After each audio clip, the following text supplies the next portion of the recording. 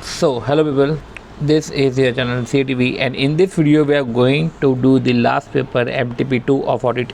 तो बिना किसी तरीके हम स्टार्ट करते हैं। इधर हम वही रिव्यू करेंगे, जो भी एडिशनल एक्स्ट्रा क्वेश्चन हैं हम उसको नोट्स में इनकॉर्पोरेट करेंगे एंड जो भी एग्जिस्टिंग क्वेश्चन हैं हम देखेंगे कि नोट्स में डायरेक्टली वो है कि नहीं है। बाकी MCQs तो हम देखेंगे ही देखेंगे, वो तो हम करेंगे ही सॉल्व। तो लॉ के जैसा इसमें रिविजन नहीं होगा, इसमें लर्निंग नहीं होगी, इसमें हम सिर्फ रिव्यू करेंगे।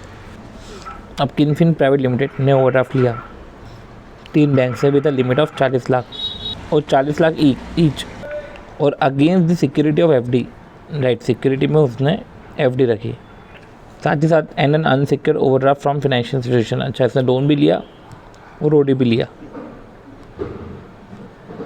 तो 3 बैंक से OD लिया सिक्योर्ड और एक अनसिक्योर्ड OD लिया फाइनेंशियल इंस्टीट्यूशन से। अब एज ऑन 30 अक्टूबर, तो 30 अक्टूबर तक तो ये फुल्ली यूटिलाइज़ हो गया था और बचा हुआ जो B बैंक है उसके लिए जो ओवरड्राफ्ट है वो यूटिलाइज़ हो गया था 31 दिसंबर तक। जो 30 अक्टूबर 19 है वो 31 दिसंबर 20 है। ओके, B का तो यूज़ ही नहीं हुआ था 31 दिसंबर तक। फिर उन्होंने क्या किया है कि जो B बैंक से ओवरड्राफ्ट लेकर, जो कि ओवरड्राफ्ट मिला ना, तो took the overdraft of B limited and very next day उसने C का ओवरड्राफ्ट पे कर दिया, क्योंकि उधर 12% था और B में 12, उधर 15 था, ज़्यादा था।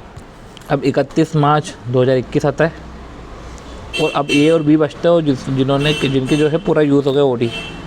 और अब C और फाइनेंशियल इंस्टीट्यूशन से जो अनसिक्योर्ड जो ओवरड्राफ्ट लिया है वो यूज़ नहीं हुआ। अब 31 मार्च को ही paid up capital and reserve 85 lakh था एंड 8.95 करोड़।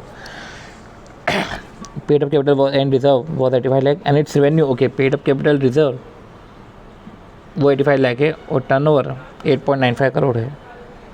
तो अपन तो एक 10 देखते हैं। अब 85 लाख तो ठीक है, 8.95 इधर कारोबार तो नहीं एप्लीकेबल हो रहा है, पर इधर बोरिंग देखनी पड़ेगी हमें, क्योंकि बोरिंग भी 1 करोड़ है। तो मैनेजमेंट बोल रहा है कि turnover and paid up capital were within limits prescribe, तो कारो नहीं लगेगा। With respect to loans management was of view that total outstanding as at, okay, इधर बात आ गई ना, एज एट थोड़ी ना देखते हैं हम, ड्यूरिंग देखते हैं। तो 40 80 + 36, राइट, तो देख लो, तो कारो तो लगेगा, इसलिए इधर जो इन्होंने कारो लगा दिया। Superfin Dollar has declared dividend, लो डिविडेंड डिक्लेयर किया 10%, 22 को डिक्लेयर करा for the year ended 31 March, 22 April को करा। Company did not transfer the dividend to its 4 share holder, जिनको जो इंटाइटल थे टू रिसीव डिविडेंड। इंक्वायरी कर पता चला executive director Ram provided that 1 second 4 share holder को पे नहीं करा। इंक्वायरी बाय द ऑडिटर, जब ऑडिटर ने इंक्वायरी करी, रीज़न पूछा, executive director mister Ram provided that there is a legal dispute, okay, legal dispute regarding the right to receive dividend 4 share holder. तो ठीक है, फिर चलेगा। तो कायदे से फिर पेनल्टी थोड़ी ना लगनी चाहिए इस करंट केस में, क्योंकि एक्सेप्शन में फॉलो होता है। तो इसी देखो नॉट लायबल, बाकी ये लायबल ये सब थोड़ी ना आएगा, नॉट लायबल आएगा। 1 सेकेंड, मिस्टर KE जो engagement partner of best hospitality limited, mister KE जो इंगेजमेंट पार्टनर है बेस्ट हॉस्पिटैलिटी लिमिटेड की है, did not perform necessary communication, low communication नहीं किया क्रिटिकल इश्यूज़ का। फिर उसके बाद मैनेजमेंट ने आइडेंटिफाई करा, then management identify that engagement partner has not communicate TCWG of the best hospitality, they also choose not to communicate. तो management ने आइडेंटिफाई करा कि जब इंगेजमेंट पार्टनर ने कम्युनिकेट नहीं करा तो उन्होंने भी चूज़ किया कि वो भी कम्युनिकेट नहीं करेंगे। अब बात ये हुई कि क्रिटिकल मैटर का कम्युनिकेशन क्यों नहीं हुआ। तो ये ऐसा बोल रहे हैं ऑडिटर कि the responsibility of management to communicate first, then only the audit team should communicate. ये क्या बेवकूफ़ी है कि इंगेजमेंट पार्टनर ये कंटेंट कर रहा है कि it was the responsibility of management to communicate first, then only audit team should communicate. However management was of view that they are not liable to communicate to TCWG as engagement quality control reviewer. What will be your opinion? वो ये बोल रहे हैं कि TCWG को पहले आप communicate करोगे फिर मैं कम्युनिकेट करूँगा, और मैनेजमेंट ये बोल रहे हैं कि हमारी कोई जिम्मेदारी नहीं कम्युनिकेट करने की। तो तब क्या करें ऐसे केस में? चलो पॉइंट सारे पढ़ते हैं। ऑडिटर रिस्पॉन्सिबल है टू कम्युनिकेट मैटर, ओके, 260 में कम्युनिकेट करते हैं। तो ऑडिटर की रिस्पॉन्सिबिलिटी है कि वो कम्युनिकेट करेंगे मैटर्स मैनेजमेंट की रिस्पॉन्सिबिलिटी है तो वो भी कम्युनिकेट करेंगे मैटर्स ऑफ गवर्नेंस इंटरेस्ट। इधर जो मैटर्स है मैटर रिक्वायर्ड बाय ऐसे 260 और ये मैटर्स ऑफ गवर्नेंस इंटरेस्ट कि वो जो तुम्हारे काम का है मैं तुमको रिपोर्ट कर दूंगा। ऑडिटर में ऐसा है कि यार हमको नहीं पता क्या काम का क्या नहीं काम का, पर 260 में जो लिखा हुआ है मैटर हम वो कम्युनिकेट करेंगे। तो एक बार ऑडिटर ने कम्युनिकेट करा दैट डज नॉट मीन्स कि मैनेजमेंट ऑडिटर ने अपनी रिस्पॉन्सिबिलिटी से रिलीव हो गए। वो ये बोल रहे हैं कि ऐसा ऑल्सो ऐसे 260 पहले तो ये बोल रहे हैं कि ऐसे एप्लीकेबल नहीं होता मैनेजमेंट पे, तो मैनेजमेंट की तो रिस्पॉन्सिबिलिटी नहीं है। फिर ये बोलते हैं कि ऑडिटर मैनेजमेंट को कम्युनिकेट, ऑडिटर तभी मैनेजमेंट को कम्युनिकेट करता है when management already inform to TCWG। तो पहले नहीं करता, ये ऐसे 260 बोलता है, तो ऐसे 260 इस टाइप की बातें नहीं बोलता। फिर बोला है कि communicate by management with TCWG of matter that the auditor is required to communicate does relieve the auditor of the responsibility. Hello कि मैनेजमेंट ने कम्युनिकेट कर दिया तो ऑडिटर अपनी रिस्पॉन्सिबिलिटी से रिलीव हो जाएगा टू कम्युनिकेट देम। अगर मैनेजमेंट ने कम्युनिकेट ऑलरेडी करा है तो ये तो बेवकूफ़ी है। अब चौथा ऐसे 260 रिक्वायर, देखो ऐसे 260 का रेफरेंस तो आना चाहिए, right. Require the auditor to perform procedures specifically to identify other matter to communicate with TCWG which include matter already communicated by the management of non-material nature। जैसे 260 require the auditor to perform procedure कि वो perform procedure करे specifically to identify any other matter to communicate कि कोई से दूसरे matter तुमको communicate करने हैं क्या, मटेरियल छोड़ो, कोई से दूसरे matter identify any other matter to communicate with TCWG which includes material already communicate by management of non material nature. मतलब कि 260 बोल रहा है कि अदर मैटर आइडेंटिफाई करो, उसमें वो भी मैटर शामिल है जो मैनेजमेंट ने कम्युनिकेट करे थे और नॉन मटेरियल नेचर के। देखो ऐसा कब से ऐसे बोलने लग गया कि उन चीज़ों पे फोकस करो जो मैनेजमेंट कम्युनिकेट कर चुका है नॉन मटेरियल नेचर का। ये हो गया, ऐसे एप्लीकेबल नहीं है तो मैनेजमेंट की रिस्पॉन्सिबिलिटी नहीं है। फिर ऐसा 260 बोलता है कि ऑडिटर कम्युनिकेट तभी करे जब मैनेजमेंट ने ऑलरेडी इन्फॉर्म करा हो TCWG को। तो ये सब बेवकूफ़ी है, ये सब कुछ है नहीं। इम्पॉर्टेंट यही है सबसे पहला वाला कि वही सही लग रहा है कि ऑडिटर की भी जिम्मेदारी मैनेजमेंट की भी जिम्मेदारी है। ऑडिटर का कम्युनिकेशन मैनेजमेंट को रिलीव नहीं करता है। Okay, XYZ and associate chartered accountant. देखो हमने इधर भी इसको इनकॉर्पोरेट कर लिया ऐसे 260 में। मतलब ये कुछ एक्सट्रैक्ट है ना, MCQ हमने समझा, एक्सट्रैक्ट अच्छा लगा, चलो उसको इनकॉर्पोरेट कर लेते हैं। अब XYZ associate chartered accountants were appointed auditor of विकनौ लिमिटेड। तो XYZ ऑडिटर है, LLP WLLP बोल देता हूँ, वो ऑडिटर, ठीक है, वो ऑडिटर है और WLLP कंपनी है, ठीक है। अब the engagement manager of audit team while designing the auditor response to assess the risk, जब वो रिस्पॉन्स डिज़ाइन कर रहा था, conclude that there is no requirement of applicable FRF for disclosing the related wide transaction. बोल रहे कि कोई requirement ही नहीं है एप्लीकेबल FRF वाली, तो there is no requirement of applicable FRF की कोई रिक्वायरमेंट नहीं है कि आपको रिलेटेड पार्टी ट्रांजेक्शन को डिस्क्लोज करना ही है। तो जब डिस्क्लोज ही नहीं करना है तो identification disclosure of related party transaction क्यों करें। तो देखो जब मिनिमम और नो रिक्वायरमेंट हो ना FRF में, तो ऐसा कैसे कुछ चीज़ें दे के रखी है, वो रिलेटेड पार्टी हो सकता है। अब you as an engagement partner guide the engagement manager, आप एंगेजमेंट मैनेजर को गाइड करो। तो even if applicable FRF establish minimal और नो रिलेटेड पार्टी रिक्वायरमेंट। देखो ये पूरा का पूरा मिनिमल और नो, ये डी वाला वन सेकेंड, ये डी वाला आंसर तो कतई नहीं होगा। मिनिमल लो और नो ऐसा कुछ भी नहीं लिखा हुआ है, जबकि ये ऐसे की लैंग्वेज, वन सेकेंड यार, जबकि ये ऐसे की लैंग्वेज है, राइट।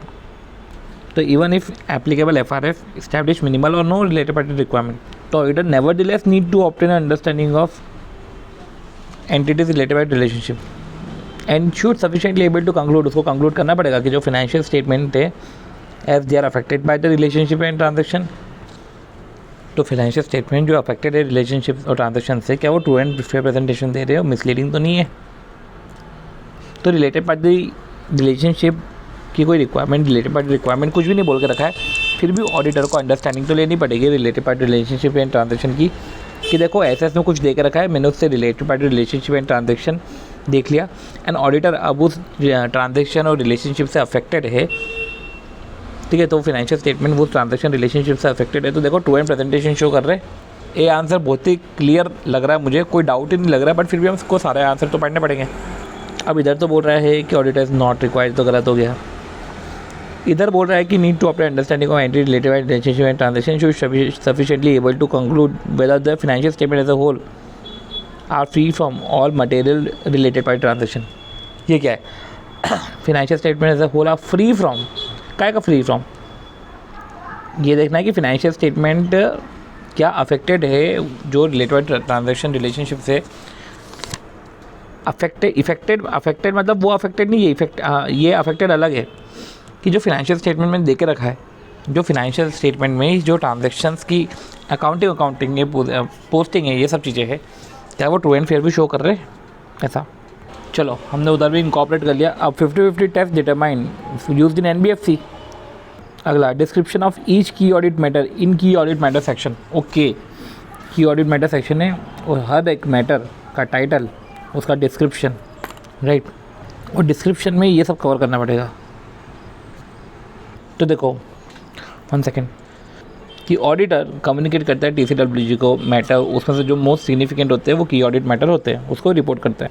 तो जब अपन सेपरेट सेक्शन होता है की ऑडिट मैटर का, जो गोइंग कंसर्न के बाद आता है, तो पहले तो की ऑडिट मैटर का सेक्शन है, उस सेक्शन के बाद इंट्रोडक्टरी लैंग्वेज जो होती है कि की ऑडिट मैटर ये मैटर है, ठीक है, this matter address in the context of financial statement as a whole. ये financial statement as a whole के मैटर में की ऑडिट मैटर है। तो जो कम्युनिकेट कर रहे हैं टीसीडब्ल्यूजी को, तो those matter which are most significant, तो those matter which are most significant in order of financial statement and this matter address in context of financial statement as a whole. कि हमको ये introductory language लिखनी पड़ती है कि audit matter वो matter है in auditor's judgment most significant in the audit of financial statement and this matter addressed in the context of financial statement as a whole. तो मोस्ट सिग्निफिकेंट मैटर है और कोई सेपरेट ओपिनियन नहीं जाएगा इस matter. मतलब ये बोल देंगे कि दो matter which were communicated to TCWG, उसमें से मोस्ट सिग्निफिकेंट मैटर है in the context of financial statement as a whole, and इस पर सेपरेट ओपिनियन नहीं गया है। उसमें बाकायदा मैटर का डिस्क्रिप्शन जाता है और रीज़न भी जाता है क्यों की ऑडिट मैटर है। तो why the matter was considered to be most significant in the audit of financial statement. तो इधर जी में explain the matter given by the explanation on the matter, तो description of each key audit matter, जब आप each key audit matter का description देते हो, okay, description में कवर होना चाहिए। देखो डिस्क्रिप्शन के साथ आपको रीज़न देना है, राइट। आपने नहीं क्या पढ़ा, डिस्क्रिप्शन एक मैटर का और एक रीज़न। तो जो why matter was considered to be most significant, ये तो एक रीज़न है जो डिस्क्रिप्शन के साथ देना पड़ता है।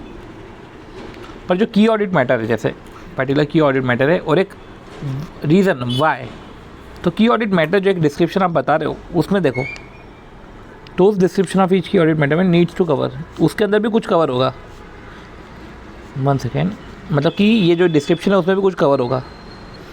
Reference to disclosure in any financial statement, जो कोई सा मैटर जो कम्युनिकेट कर रहे हैं तो उसका डिस्क्लोजर है फाइनेंशियल स्टेटमेंट में, तो रेफरेंस वाई वो की ऑडिट मैटर है, how this was address, management का एक्सप्लेनेशन नहीं जाता। तो मुझे लग रहा है कि इसमें गड़बड़ हो गई है। Reference to related disclosure in any if any financial statement की जो, ठीक है, रेफरेंस टू रिलेटेड डिस्क्लोजर, उसका रेफरेंस जाता है why how matter was addressed in the audit, how this was addressed, why this key audit matter. अब explanation on the matter by management, management का explanation क्या है ये नहीं जाता। अब ये नीड्स नॉट टू होना चाहिए, needs not to cover. What is the difference between management and operational audit, right. What is the difference between management and operational audit, management audit, ठीक है, management audit, audit of management and operational audit, audit for. तो पहले तो उधर ही घुसो आप, audit of,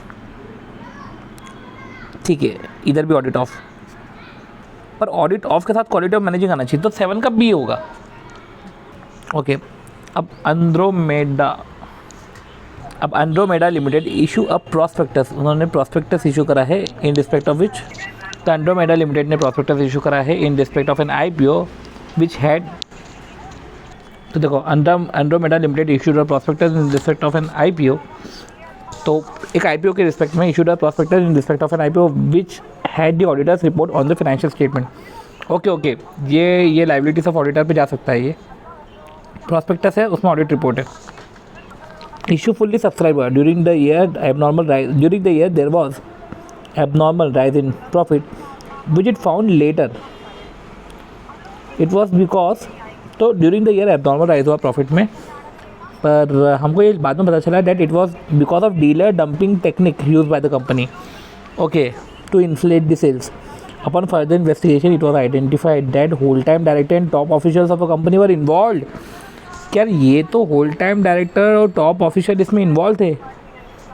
On discovery of fact, the company offered to refund all monies to the subscriber of the share. तो company ने ये बोला कि चलो ठीक है, हम तो आपको रिफ़ंड कर देंगे कि अगर आपने प्रॉस्पेक्टस के बेसिस पे कुछ ख़रीदा हो तो सब्सक्राइब करे हो शेयर, तो हम रिफ़ंड कर रहे हैं पैसे। And sued the auditor for the damages, alleging that auditor failed to examine any necessary satisfactory explanation. Auditor को स्यू करे क्योंकि ऑडिटर ने एग्जामिन ही नहीं करा, एसर्टेन ही नहीं करा, कोई सेटिस्फैक्ट्री एक्सप्लेनेशन ही नहीं दिया स्टीप इंक्रीज ऑफ प्रॉफिट से का होने का कारण जो भी है। Company emphasize that auditor should have proceed with the suspicion and should not have selected verification. पर ऑफिसर जो ऑडिटर वो एबल टू प्रूव, वो ऑडिटर ये प्रूव कर रहा है कि आपको मेरी ऑडिट रिपोर्ट में गड़बड़ नहीं दिख रही है, माना, पर जब मैं ऑडिट कर रहा था तब इंटरनल कंट्रोल सेटिस्फैक्ट्री थे, तो मैंने सैम्पल के बेसिस पे चेकिंग कर ली, राइट। मुझे कुछ सस्पिशन दिखा नहीं क्योंकि मेरे को इंटरनल कंट्रोल सब ठीक लगे। तो ऐसे केस में अब जब कंपनी प्रूव ही नहीं कर पा रही कि ऑडिटर गिल्टी है और ऑडिटर बता पा रहा है कि देखो मैंने जो करा था वो इस बेसिस पे करा था, तो ऐसे केस पे ऑडिटर का अप्रोच तो रीज़नेबल ही लग रहा है। कंपनी करेक्ट ना, ऑडिटर रीज़नेबल हाँ, auditor should have involve expert, ये सब बेवकूफ़ी है, बी आंसर आएगा। Mister Q a peer reviewer, तो पीयर रिव्यूअर है appointed of ABC for the period under review 17-18 for the period under review 17-18 तो 18-19 और 19-20। तो उसने सिलेक्ट करे 5 सैम्पल, ओके, 5 सैम्पल सिलेक्ट करा ऑडिट एंगेजमेंट, सारे सैम्पल अप्रोप्रिएट थे एंड नो डेविएशन और issues were identified in review. तो सारे सैम्पल सही थे और कोई डेविएशन हमको नहीं मिला। Oppose that Mr. Q reviewed that training and developing program of staff, article assistant and other assistant. See, all sample were appropriate and कोई deviation और issues हमको आइडेंटिफाई नहीं हुए in the review of those sample। उसके बाद चलो हमने review कर लिया। Post that Mr. Q reviewed that training and development program of staff, article assistant, other assistant, और ये फाउंड करा है कि साला ट्रेनिंग अप्रोप्रिएट नहीं है। अब देखो स्कोप ऑफ पीयर रिव्यू में ये कवर होता है, क्या कवर होता है कि एडिक्वेट ट्रेनिंग प्रोग्राम है कि नहीं, पर देखो इधर तो नहीं है। तो staff, article assistant, other assistant placed on audit were not trained relating to specific matters of the industry जो client audit client belong, as a result peer reviewer include a comment. Okay जाएगा ना। फिर तो preliminary report में अगर आप agreed हो, right, satisfied नहीं हो सिस्टम एंड प्रोसीजर से, तो प्रिलिमिनरी रिपोर्ट में आप एक डेफिशिएंसी या नॉन कंप्लायंसेस, कि सिस्टम एंड प्रोसीजर में डेफिशिएंसी है, नॉन कंप्लायंसेस है, कोई कंप्लायंस नहीं सिस्टम प्रोसीजर में डेफिशिएंसी, तो comments in the preliminary report regarding training program for staff concern with assurance function including availability of appropriate infrastructure upon receiving देखो ये इसको मिला, practice unit number concern raise करा, तो okay in the related matter. तो practice unit ने raise concern that the set comment of peer review is related to matter which is out of the scope, ये scope से बाहर है, तो ये तो गलती हो गया, इधर गलत हो गया तुम बेटा। Kindly decide whether the comment of peer reviewer on the training program concerned with assurance function क्या वो स्कोप में है? कहाँ स्कोप में तो है, तो इधर तो स्कोप में है ना, अभी अपन ने पढ़ा है स्कोप में है।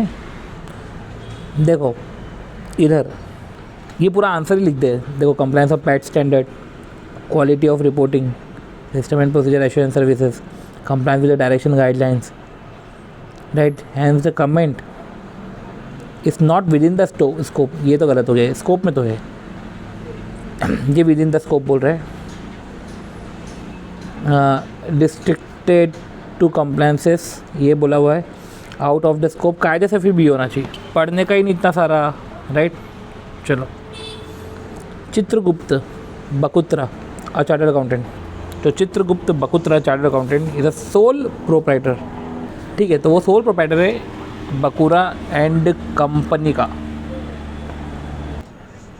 ठीक है। तो 2021 के लिए 5 साल के लिए अपॉइंट हुआ, अब चित्रगुप्त इज अ डायरेक्टर सिंप्लिसिटर, वो डायरेक्टर सिंप्लिसिटर है ऑफ, अच्छा वो ऑडिटर है वहाँ का, वो डायरेक्टर सिंप्लिसिटर है विवेक कलावितूर का, विच एक्वायर्ड 55% ऑफ कार्तिक।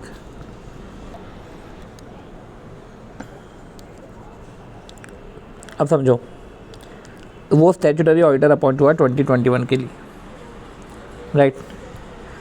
और mister Chitragupta is the director simplicity of Kalavitur which acquired, right, which acquired 55% of Craftic for the first time. 25 May को तो ये सब्सिडियरी बना है, 25 मई 2020, 25 मई 2020 को बना है, और ये 2021 का ऑडिटर है, फिनेंशियल ईयर 2021 का ऑडिटर है। मतलब कि जिस साल के फाइनेंशियल स्टेटमेंट देखने ना, उस साल तो कुछ भी नहीं है, और उसका डायरेक्टर वाला जो टर्म है वो 31 मार्च 21 ये एक्सपायर हो जाएगा, ये तब एक्सपायर हो जाएगा। तो समझे, 25 मई को उसने सब्सिडियरी बना और टर्म इसका एक्सपायर होने वाला है 31 मार्च को, and he was not reappointed. Kalavitur made a proposal to mister Chitragupta for appointing Bakutra as a statutory auditor. तो जो कलावितूर है, कलावितूर जहाँ के हम डायरेक्टर है, राइट, मतलब कि कलावितूर होल्डिंग कंपनी है, और और जो है क्राफ्टिक, एक तो हो गया क्राफ्टिक और एक हो गया कला। क्राफ्टिक के ऑडिटर, कला के डायरेक्टर। तो Kalavitur made a proposal to mister Chitragupta for appointing Bakutra and company, तो आप स्टैट ऑडिटर बन जाओ 2021 का for a term of 5 years, which was accepted by Chitragupta as there is violation of code of ethics. अब समझो, देखो ये होल्डिंग सब्सिडियरी का रिश्ता जो है 2021 से है। अब वो ऑडिटर भी जो बना है वो 2021 को बना है, और होल्डिंग में जो डायरेक्टर है ये 31 मार्च 21 को ख़त्म। अब क्या कोड ऑफ एथिक्स के गाइडलाइंस का जो क्या लिखा हुआ है, violation of code of ethics. अच्छा क्वेश्चन है, एक बार कोड ऑफ एथिक्स के, प्रोफेशनल एथिक्स के नोट्स ओपन करते हैं। देखो ऐसा है, अपन ने पढ़ा है कि अगर सब्सटैंशियल इंटरेस्ट है financial statement of business entity में, तो उधर आप ओपिनियन नहीं दे सकते। अब पहले आंसर देखो, देयर इज़ नो बार, पहले yes he can not be continue as a director of a company, वो डायरेक्टर नहीं बन सकता। The subsidiary of which is an auditor, तो जहाँ पे वो ऑडिटर है वहाँ पे डायरेक्टर नहीं बन सकता। Even he can not accept appointment of auditor, कि वो ऑडिटर नहीं बन सकता। सबसे पहले जो डायरेक्टर है कंपनी का, he can not be continue as a director of a company, the subsidiary of which he is an auditor.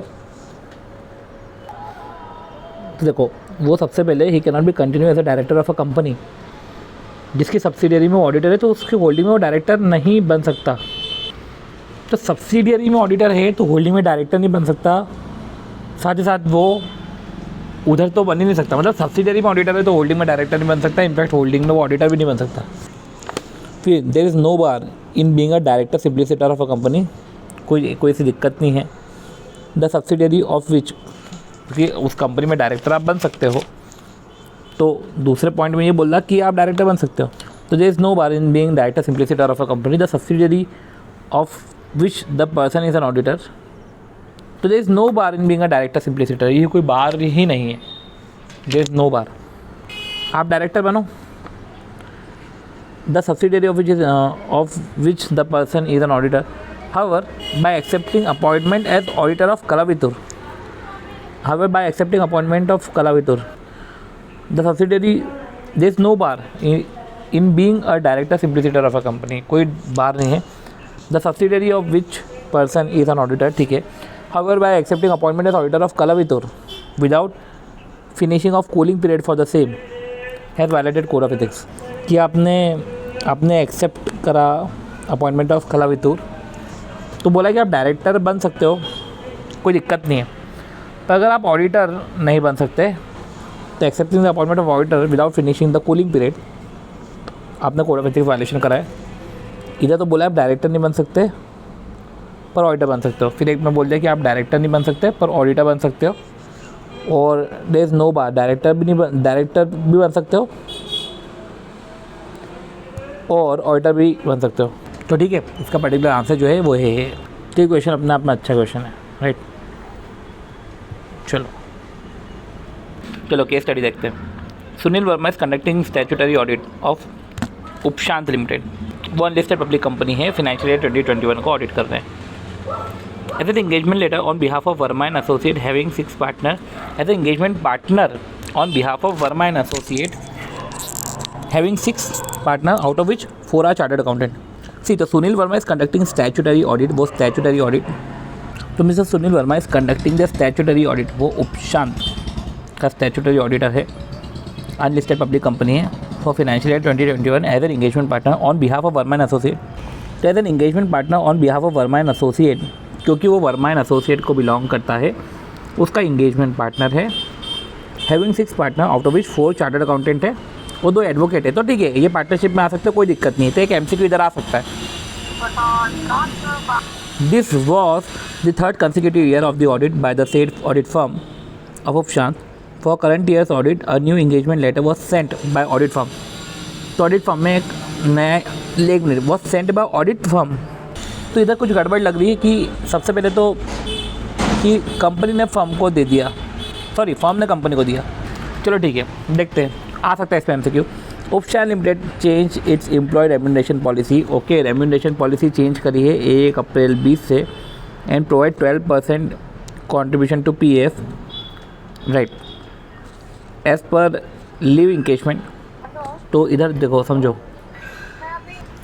तो देखो फॉर करंट ईयर ऑडिट, ठीक है, Upshant change is employ remuneration policy from 1 April 2020, right, to provide 12% contribution to PF, ठीक है, 12% on leave encashment also, on leave encashment पे भी 12% contribution to PF। As per leave encashment policy, the employ can either utilise और encash it as 31 March 2021, company obtain on actual valuation of leave encashment liability as and when employee avail leave encashment, the PF contribution was made, ठीक है, company was not sure whether the employee will avail leave encashment, जो भी है, तो उसने obtain consultancy of Sunil for the correct accounting treatment to be given as per relevant in days। मैंने इसमें इतना इसलिए दिमाग नहीं लगाया क्योंकि ये एम्प्लॉय बेनिफिट प्लान की तरफ जा रहा है। अब because of inherent consistency of IT processing, एक inherent consistency IT processing, Sunil did not consider it necessary to increase the extent of testing, ठीक है, एक कंसिस्टेंसी है ही IT प्रोसेसिंग की, तो क्यों ज़बरदस्ती का टेस्टिंग बढ़ाना of relevant control in inventory handling and maintenance system of the company. तो एक इनहेरेंट कंसिस्टेंसी है ही, ये इतना करते ही करते हैं। तो did not consider necessary to increase the extent of testing, नहीं बढ़ाया, ऑफ द रेलेवेंट कंट्रोल, तो उसने बढ़ाया नहीं, of relevant control in inventory handling maintenance system of the company. पर यार ये भी तो देखो, फर्दर इसने ऑब्जर्व करा है कि control over sales order processing have been weaken due to change in hierarchy of organisation. जैसे कि वो सेल्स ऑर्डर है, उसकी प्रोसेसिंग में control over sales order processing, देखो इन्वेंट्री हेल्डिंग में तो उसने कोई चेंज नहीं करा। तो did not concern asset to increase to extent of testing, inventory handling maintenance system of the company, right, उसमें कुछ इसलिए दिक्कत नहीं करी।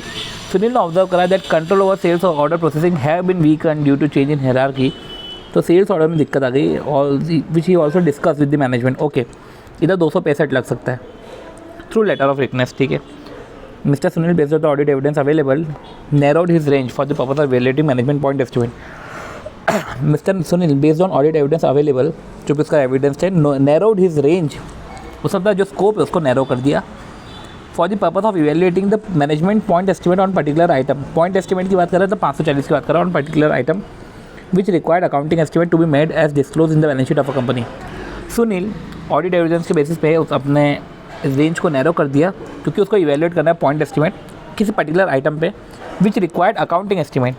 अब पॉइंट एस्टिमेट के लिए भी required accounting estimate to be made as disclose in the balance sheet of the company. Financial statement Upshant was required to be amended because of subsequent event after balance sheet date, because of which audit report भी amend हुई, तो ये सब भी आ गया। तो इधर 560 की भी झलक दिख रही है, which indicate that auditors procedure on subsequent event were restricted। वो जो इंडिकेट कर रहा है कि ऑडिटर प्रोसीजर और subsequent event were restricted solely to the amendment of financial statement. तो उसके जो प्रोसीजर है ना सब्सिक्वेंट इवेंट में, वो रिस्ट्रिक्टेड है सोनली टू द अमेंडमेंट, सिर्फ अमेंडमेंट के ऊपर ही फोकस है। और describe in the relevant note to the financial statement, जो अमेंडमेंट डिस्क्राइब्ड है relevant note in the financial statement, apart from the receiving remuneration as a partner वो receive करते हैं 90,000 as renewal commission life insurance agency business licence से। तो देखो ये renewal commission है, तो रिन्यूअल कमीशन तो एक्सेप्ट कर सकते हैं, जनरल परमिशन है। चलो अब देखो, अब बहुत सारे ऐसे है, इंगेजमेंट लेटर हो गया तो 210 हो गया, 540 दिख ही रहा है, 265 ये भी दिख गया, 560 सब्सिक्वेंट इवेंट भी दिख गया। ऐसे 5 क्वेश्चन होने चाहिए, 4 क्वेश्चन तो ऐसे पे और एक प्रोफेशनल एथिक्स पे। अब देखो, for what type of control in inventory handling and maintenance system, ये लोग उठाते हैं, और वो जो inventory handling and maintenance, Sunil would have not considered necessary to increase the extent of testing. तो ये इन्वेंट्री हैंडलिंग और मेंटेनेंस सिस्टम है, राइट। ये कौन सा कंट्रोल है? Inventory handling and maintenance control कौन सा है?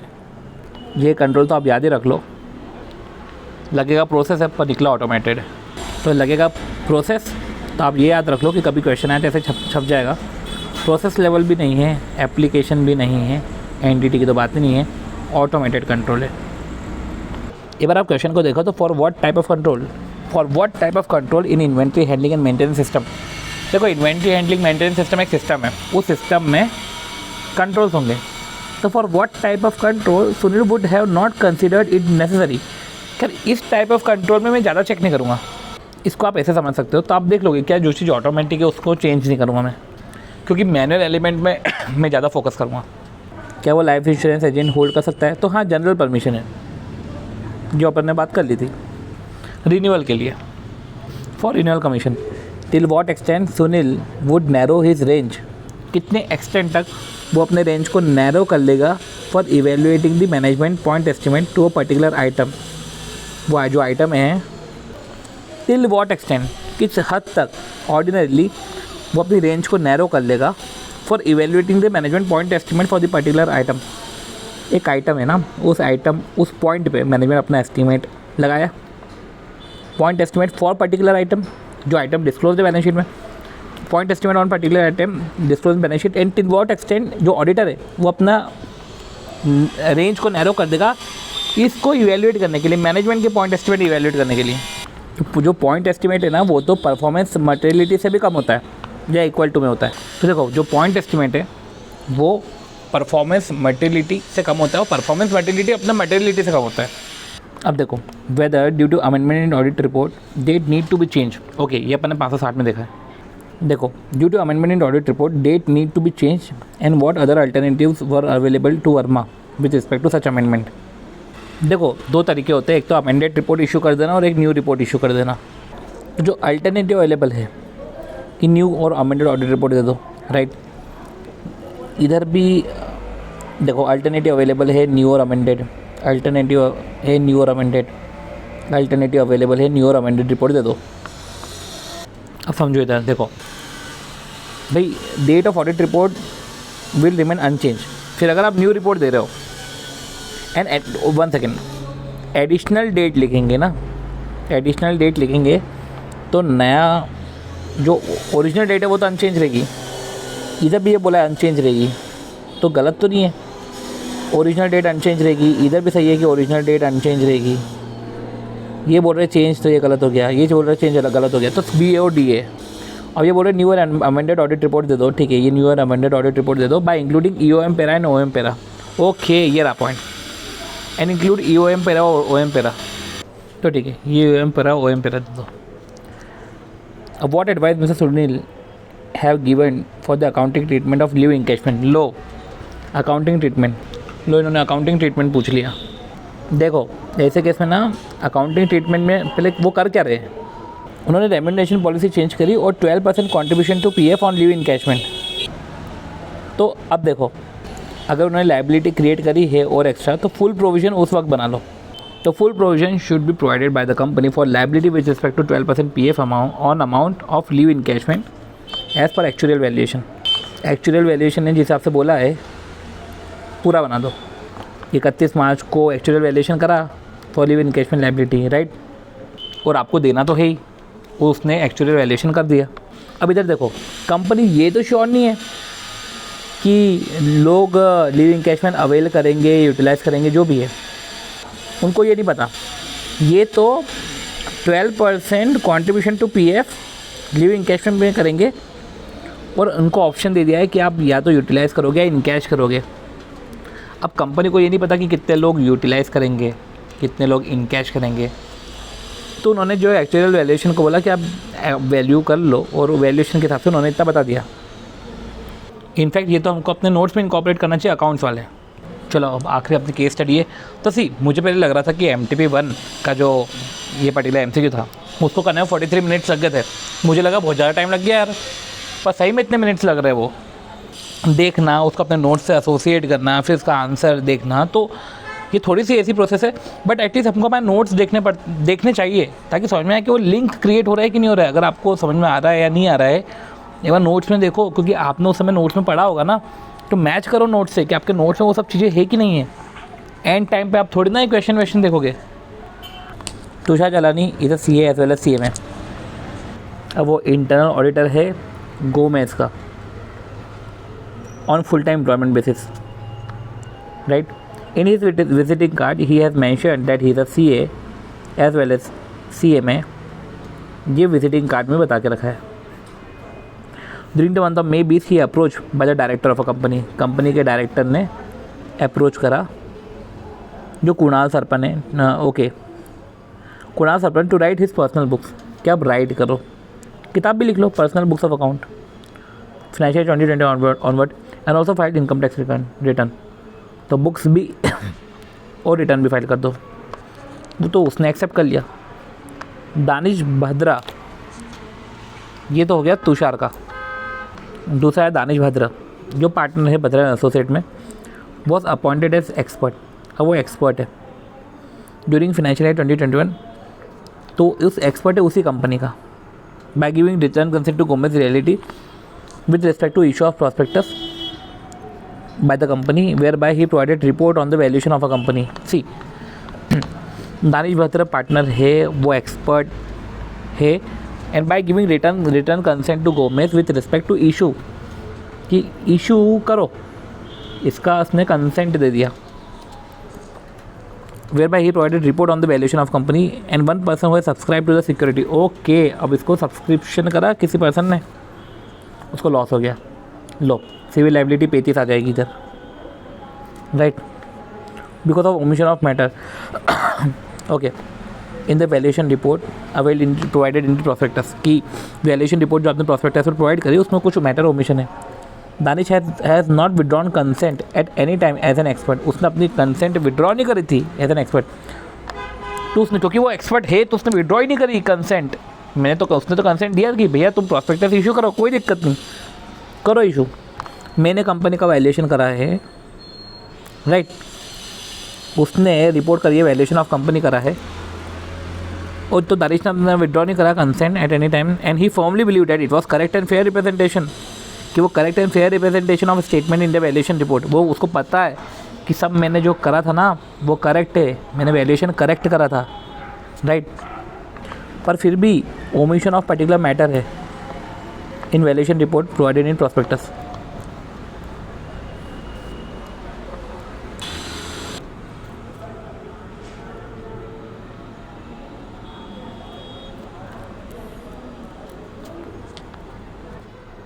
सी, तो राज से वो राज जो है तुषार से डायरेक्ट असिस्टेंस ले रहा है, that he inquire about the fraud risk in the organisation.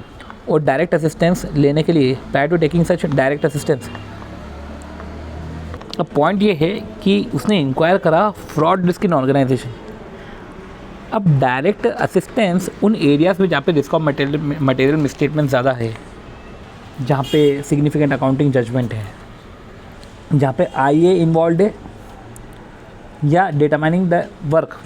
देखो किसी वर्क में IA इन्वॉल्व है एंड डिटरमाइनिंग द वर्क, कि IA के कितने वर्क को हमको यूज़ करना है, determine the nature and extent of work use by external auditor. तो दो तो IA के पॉइंट है, और रिस्क ऑफ मटेरियल मिसस्टेटमेंट सच मतलब कि सब्सिक्वेंट ऑडिटर जजमेंट, तो उधर तो आप यूज़ नहीं कर सकते। खैर अब चलो देखो, whether mister Tushar Chatterjee guilty under part 1 of first schedule. सबसे पहले तो तुषार कोई CA इन प्रैक्टिस थोड़ी ना। अगर आप देखो फर्स्ट शेड्यूल में, right, first schedule part 1, part 2, first schedule में 4 पार्ट, सेकेंड शेड्यूल में 3 पार्ट। CA इन प्रैक्टिस के लिए पहला पार्ट। देखो समझो। दूसरा, whether in civil liability can be imposed on Danish. अब दानिश तो एक्सपर्ट था ना, तो सिविल लाइबिलिटी तो लग जाएगा ना, एक्सपर्ट पे भी लग जाएगा। पर वो दानिश तो कंफर्म कर रहा है कि उसकी कोई गलती नहीं है। तो अगर दानिश एबल टू प्रूव है, जो कि क्वेश्चन शो कर रहा है, तो फिर वो नहीं होगा। Whether it was appropriate to take direct assistance of internal auditor as a matter aforesaid matter कौन सा था कि फ्रॉड रिस्क के रिस्पेक्ट में। तो देखो सिंपल सी बात है।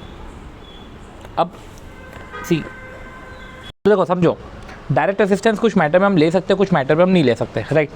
पर क्वेश्चन में अगर देखें तो राज ने डिसाइड किया है कि डायरेक्ट असिस्टेंस लेना तुषार से इन अकॉर्डिंग विद 610, एंड उसने फिर in connection with direct assistance, उस डायरेक्ट असिस्टेंस के केस में उसने इंक्वायरी करी। इंक्वायरी किसके लिए करी? फ्रॉड रिस्क ऑफ फ्रॉड ज़्यादा है। तो अब रिस्क ऑफ फ्रॉड ज़्यादा है, उस पर उसने असिस्टेंस नहीं लिया, उसने इंक्वायरी करी। तो ये जो मैटर है, हमने माना हम इस पर असिस्टेंस नहीं ले सकते, पर इन मैटर की इंक्वायरी तो कर सकते हैं ना, इंक्वायरी अलाउड है। तो आप ये मत बोल देना कि इसने असिस्टेंस ले लिया। इसने इंक्वायरी करी। अब in according with 610, with what standard of auditing respectively Raj would have made communication to take direct assistance. In according with 610, with what SA respectively Raj would have made communication for taking direct assistance of Mr. Tushar. तो Raj would have made communication किस SA में, in according to SA 610, with what SA respectively Raj would have made communication in according to SA 610 in according 1 second यार, इन according to SA 610 with what SA respectively Raj would have made communication, with what SA Raj would have made communication for taking direct assistance, कि मेरे को ना तुषार से direct assistance चाहिए, and also director supervise and review the work perform by him, और direct supervise और review work perform by him.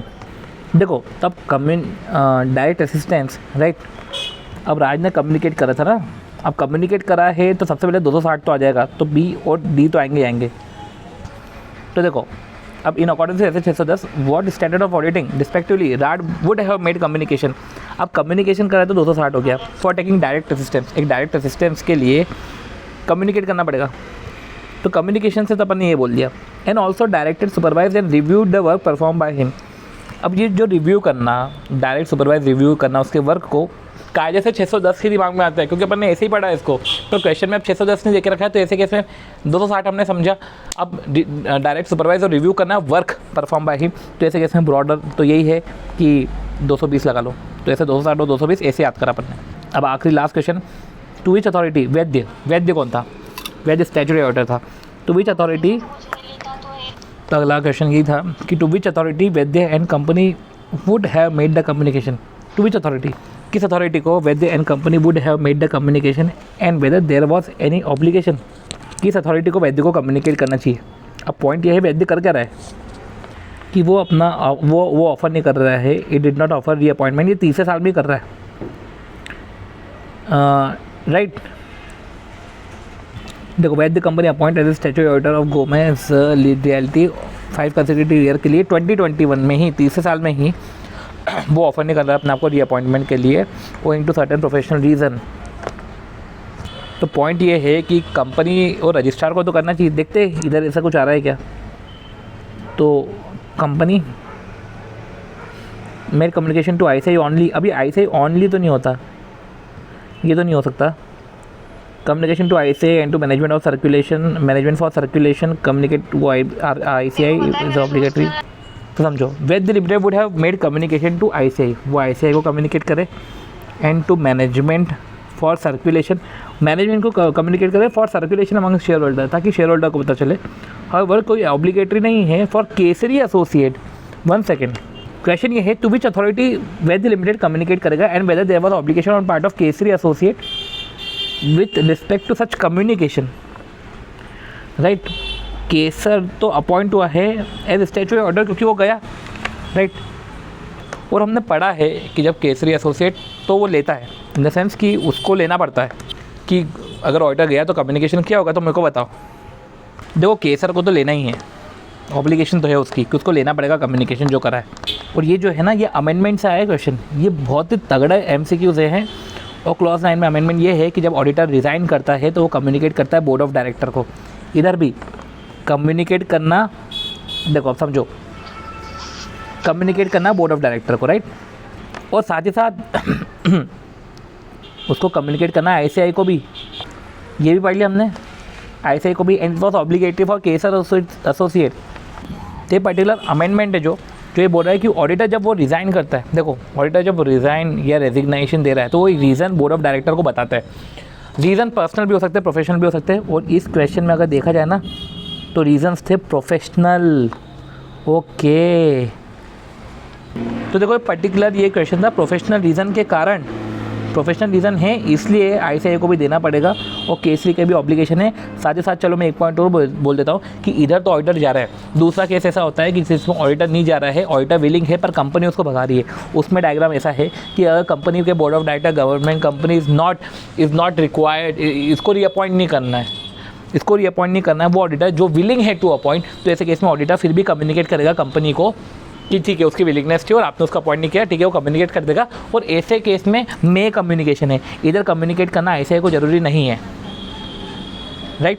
अब ethical, ये जो अपन ने कम्युनिकेशन देखा, एथिकल स्टैंडर्ड बोर्ड का काम ये होता है कि ये देखना कि ये फॉलो कर रहे हैं कि नहीं कम्युनिकेशन की प्रोसीजर, कि जो ऑडिटर है वो कंपनी को दे रहा है कि नहीं दे रहा है, जो ऑडिटर है वो ICAI को दे रहा है कि नहीं दे रहा है इस केस में, या ऑडिटर कंपनी के बोर्ड ऑफ डायरेक्टर को दे रहा है कि नहीं दे रहा है, या ICAI को में कम्युनिकेट कर रहा है कि नहीं कर रहा है। तो वो इन्फॉर्मेशन वो उसकी ESB रिव्यू करता है इन सब कम्युनिकेशन को। वो कंपनी से पूछता है कि क्या तुमको कम्युनिकेशन आया, वो इनकमिंग ऑडिटर से पूछता है कि क्या तेरी जो ऑब्लिगेशन थी लेना कम्युनिकेशन, क्या तूने लिया, और एक आउटगोइंग ऑडिटर से पूछता है कि क्या तूने दिया कि नहीं दिया, और फिर उसके हिसाब से जो रिपोर्ट है वो काउंसिल को देता है।